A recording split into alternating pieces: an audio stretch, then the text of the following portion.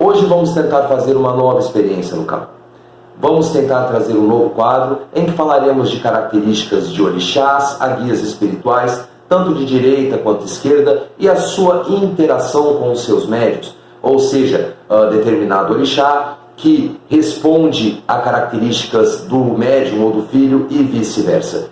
Por isso mesmo precisamos de uma participação ativa de todos os irmãos e irmãs para que esse quadro se estabeleça e se consolide em nosso canal. Eu sou Renato Bosco, dirigente e sacerdote da Casa de Pai Oxóssi, Caminhos de Axé, e esse quadro é a espiritualidade e nós. Vamos lá.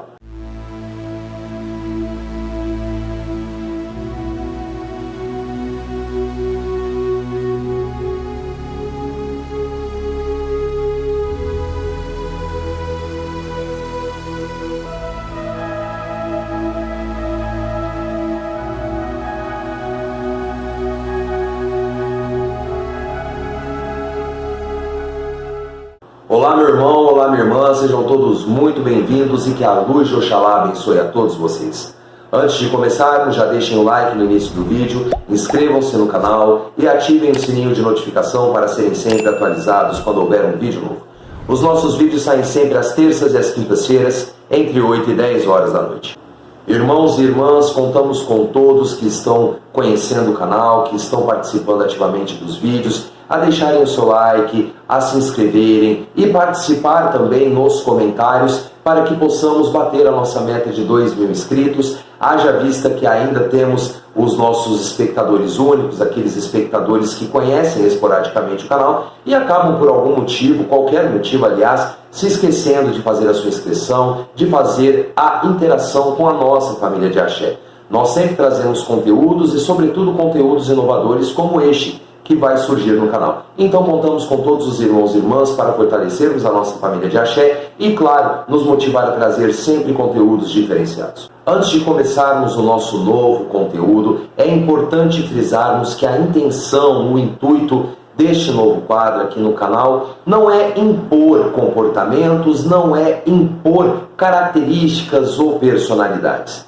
Por isso mesmo que nós vamos tratar essas características que nós vamos falar daqui a pouco como tendências, como por exemplo, o que se esperar, por exemplo, de um médium de Exu Tranca-Ruas, ou então esperar como seja um filho de Oxalá.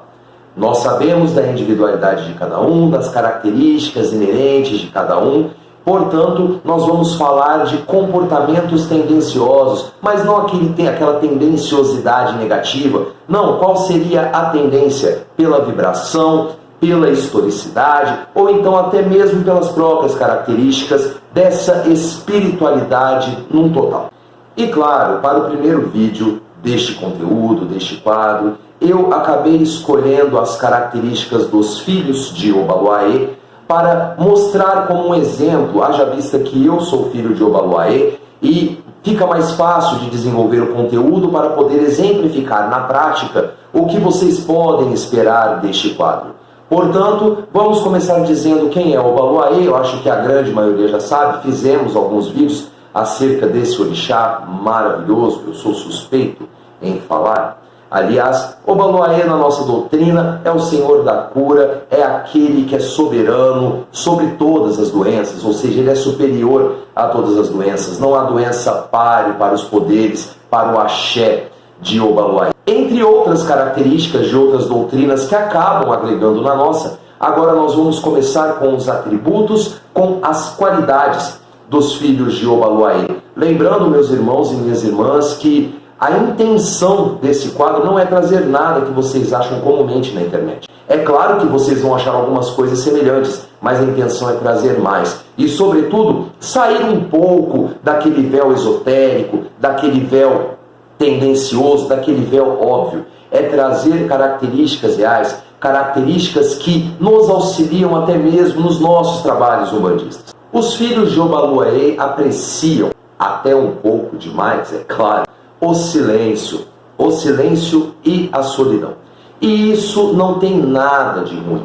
Muito pelo contrário, é no silêncio, é na solidão, é naquele momento conosco que nós conseguimos realinhar os nossos pensamentos, que nós conseguimos pensar de forma fria. Não digo frieza no que tange a frieza emocional, como se dizem muito por aí, que os filhos de Obaluayê são muito insensíveis. Não. Nós conseguimos, através do silêncio, através da solidão, daquele momento para conosco, pensar estrategicamente na resolução de problemas, ou então na superação daqueles dissabores do cotidiano que podem refletir no nosso humor. É no silêncio que nós encontramos o refúgio para estabilizar as nossas energias e para revigorá-las, a fim de que possamos lidar com os desafios que virão.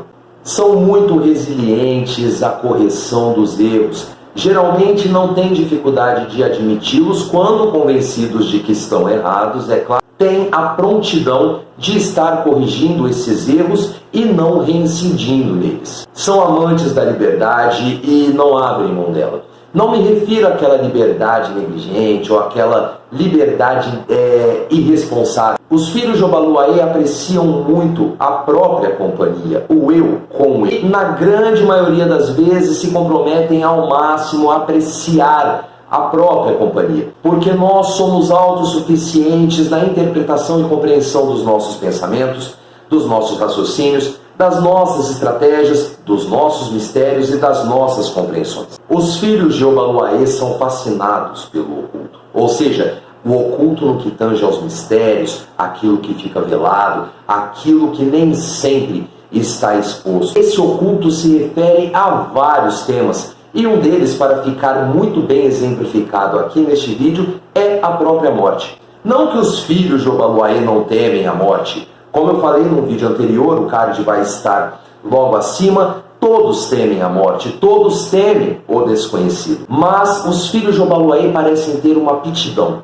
Uma aptidão é como se tivesse o desejo de compreender a morte como o fim dos ciclos, o fim das coisas, o princípio escatológico das coisas, e não somente a morte. Nós podemos colocar outros exemplos do meio oculto. Entre eles, geralmente são fascinados por práticas ocultas, ou seja, o ocultismo, estudar as doutrinas teosóficas, a alquimia, a astrologia, a astronomia, porque tudo isso que se liga, de certa forma, ao oculto, ao misterioso, lhes despertam muito a atenção. Os filhos de Obaluayê também são muito seguros na tomada de decisões, sendo elas acertadas, sendo elas erráticas. E eles procuram assumir ao máximo a consequência dessas escolhas. Ou seja, se fizeram uma escolha e acertaram, ótimo.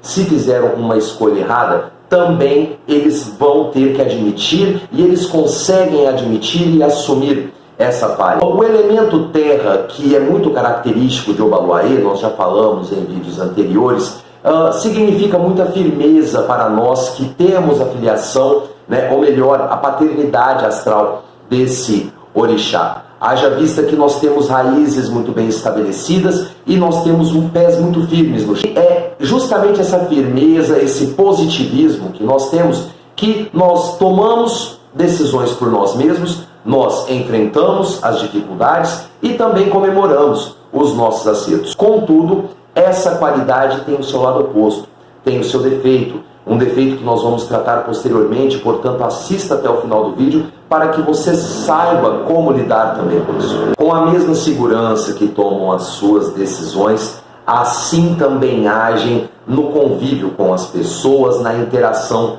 com outras pessoas. A princípio, quando um filho de Obaluayê acaba conhecendo uma pessoa que lhe é estranha, ou então está conhecendo alguém, são muito inseguros, são arredios, misteriosos, de poucas palavras e pouco se expõem. É necessário os pés no chão para os filhos de Obaluayê para manter o seu eixo, manter o seu conforto, manter a sua segurança no lidar com as situações. Contudo, quando os filhos de Obaluayê acabam adquirindo certa confiança com essas pessoas, ele começa um longo processo de exposição, de revelação, de compreensão, de poder se mostrar a pessoa, que funciona num esquema de conta-gotas. Ou seja, é devagar, é aos poucos, é um processo moroso.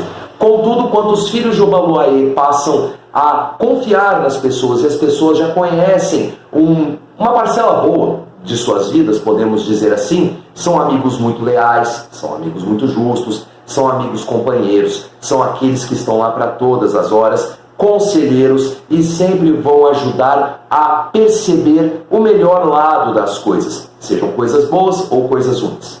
Como nem tudo são rosas, agora nós vamos falar dos aspectos negativos, também chamados dos defeitos. Alguns acabam batendo com o que se lê por aí, mas outros, por sua vez, acabam sendo um tanto quanto inéditos. Como dito nos aspectos positivos, nas qualidades dos filhos de Obaluayê, nós gostamos muito da solidão, nós gostamos muito do silêncio.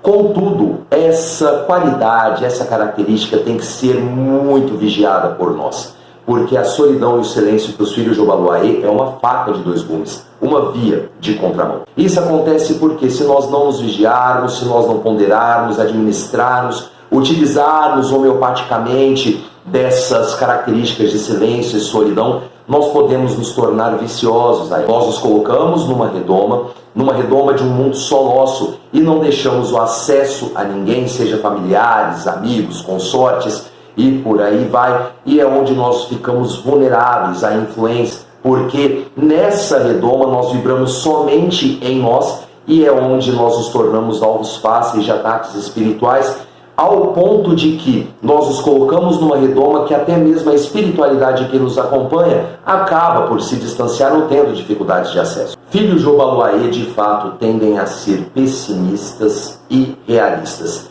Sim, pessimistas e realistas junto é possível para filho de Obaluayê? É. O que acontece é que ele consegue ser pessimista e realista com a mesma demasia, ou seja, com a mesma intensidade. Isso é um grande problema. Esse é o viés negativo do enraizamento e a correspondência do elemento terra de nosso pai Obaluayê para com nós, para com seus filhos, para com os seus registros. Acontece, meus irmãos e minhas irmãs, que nessa firmeza que nós temos, nas raízes bem consolidadas, até demais, de vez em quando, nós nos permitimos a sonhar pouco. Na verdade, sonhar quase nada. E quando nós sonhamos, que tem aquela expectativa de melhor, aquela expectativa otimista, quando nós estamos criando asas, as nossas raízes nos puxam para a terra de novo. E isso acaba sendo um problema porque o pessimismo e o realismo não são energias das mais bem-vindas nos nossos campos áureos. É uma luta constante. É uma luta constante que nós temos que enfrentar todos os dias. Geralmente os filhos de Obaluayê, eles são muito sensíveis ao cotidiano, sobretudo às coisas ruins que acontecem. Um exemplo bem chulo, digamos assim, é quando algo dá errado na vida de um filho de Obaluayê, naquele dia parece que tudo está perdido. Parece que tudo vai desmoronar. Por mais que tentemos enfrentar e falar não é bem assim, ou seja, um viés positivo, digamos que estamos criando asas e as nossas raízes nos puxam. Então, é onde nós precisamos justamente daquele momento de silêncio, um momento ponderado, bem administrado, para poder realinhar os pensamentos e pensar em formas de poder lidar com essa dificuldade. E então, gostaram desse novo quadro? Nós esperamos que sim. Fiquem à vontade para sugerir temas, sugerir alterações no próprio conteúdo, sugestões de como podemos conduzir esse quadro aqui nos comentários, participem ativamente. Não se esqueçam de dar o like, por favor, é muito importante para que o YouTube entenda que nosso conteúdo está sendo bem produzido, está sendo bem avaliado e assim pode levar para mais irmãos e irmãs de fé. Não se esqueçam, claro, de se inscrever e, mais uma vez, fiquem à vontade para poder sugerir novos temas, novos quadros e também deixar a sua opinião acerca do vídeo. Axé para quem é de axé, amém para quem é de amém. Fiquem todos com Deus e até o próximo vídeo. Tchau!